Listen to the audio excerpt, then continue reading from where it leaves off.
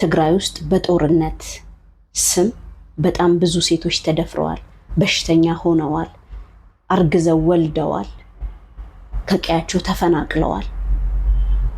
አንድም በሻዕቢያ ወታደር ሌላም በኢትዮጵያ መከላከያ ሰራዊት እንዲሁም በክልል ልዩ ኃይልና ሚሊሻ ለብዙ ጊዜ ወንጀልነቱ ሲነገር በብዙ ዓለም አቀፍ ተቋማት ሲነገር ወንጀልነቱ ሲወራ ቆይቷል።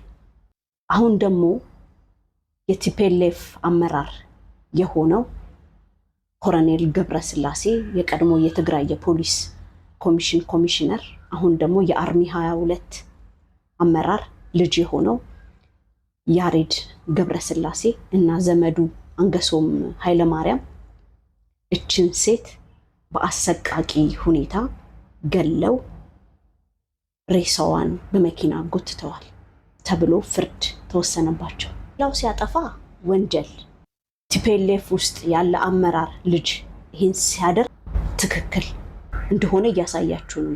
የትግራይ ህዝብ የት ሄዶ ይኑር? አንድ ቦታ ሲሄድ እንደምታስታውሱት አስፈሪ ነው፣ ጁንታ ነው፣ እንደዚህ ነው እንደዛ ነው ተብሎ ብዙ መከራ አሳለፈ። አሁን ደግሞ ትግራይ ውስጥ ሰው መኖር አልቻለም። ለማን ነው የወጣችሁት? ለህዝብ ነው ትሉ የለ? ይሄው የአመራር ልጅ ሰው ገደለ።